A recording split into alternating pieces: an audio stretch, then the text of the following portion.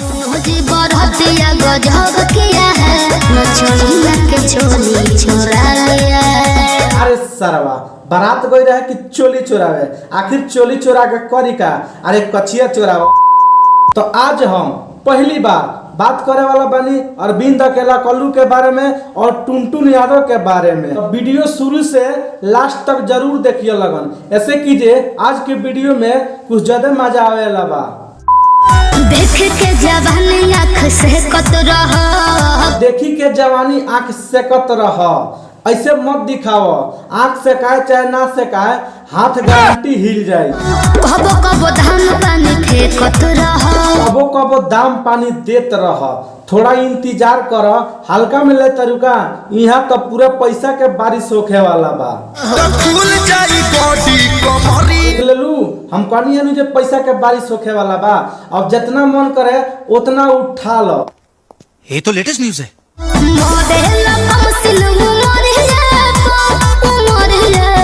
करेला कमसिन उमरिया पर। अरे ए मैडम केकरा मन ना हटे जे ढाबा छोड़ के एक दिन रेस्टोरेंट में खाई जा।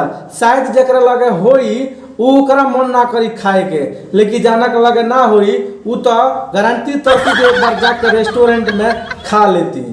ये बड़ी अच्छी बात कही आप। अरे सट चलू जारी न मरिए तो खुल जाई बॉडी कमरिए। हाँ गड्डी खोल दो।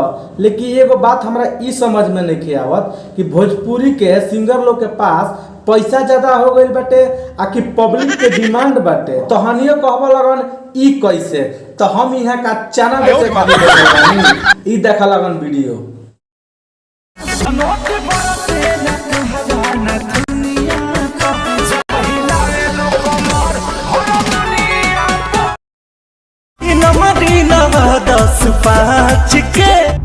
क्यों हिला डाला ना।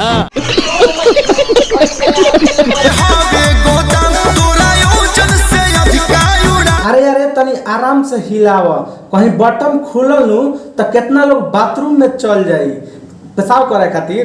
समझ में आया क्या लाला?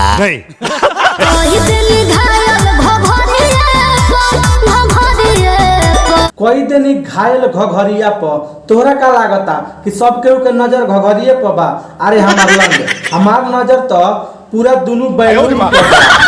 उहो उजर उजर बैलून पे।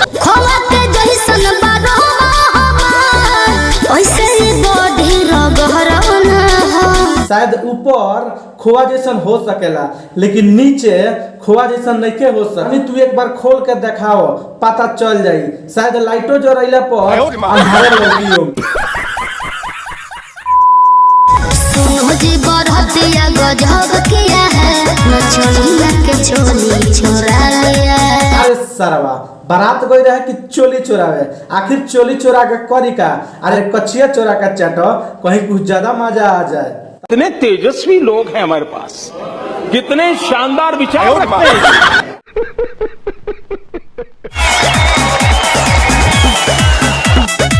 अब क्या देखना पड़ रहा है, अच्छा है मैं अंधा हूँ। वही से कहनी कि चढ़ी बनियान पहन के वीडियो में मत आवल कर लगन, लेकिन तहनी कहाँ समझे वाला बाड़ू लग। देखो चोली चोरा ले रखनू, कहीं ऐसा ना हो के कि गाँव मार ले, फिर बताते फिर ना कोई आया बरियतिया मेरा गांड मार लिया।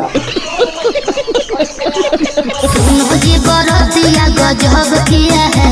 अरे टुनटुन भैया तू ऐसे पैसा उड़ावत रहो। अरे असली है कि नकली?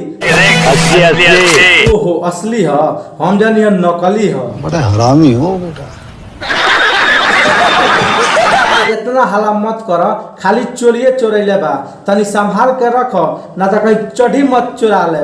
तेरे बाप का माल है ना, आजा हाथ लगा।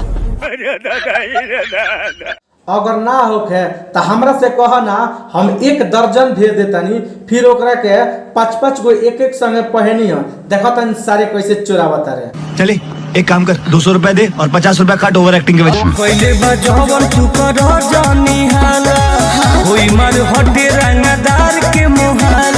करा जानी हाला। हाँ हाला बिल्कुल मत कर। ऐसे कीजिए ई रंगदार के मोहल्ला हो, कहीं हाला करबू तो उन्हें ले जाके मार मत लस। अगर हम करें तो करें क्या, बोले तो बोले क्या? जनता माफ नहीं करेगी। I got broads in Atlanta. Just to the बस भाई लोग आज के लिए इतना ही।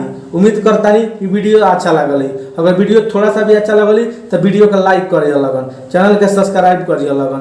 मिले कोनो अगला वीडियो में, तब तक के लिए by. I got broads in Atlanta. Just to the lean the family.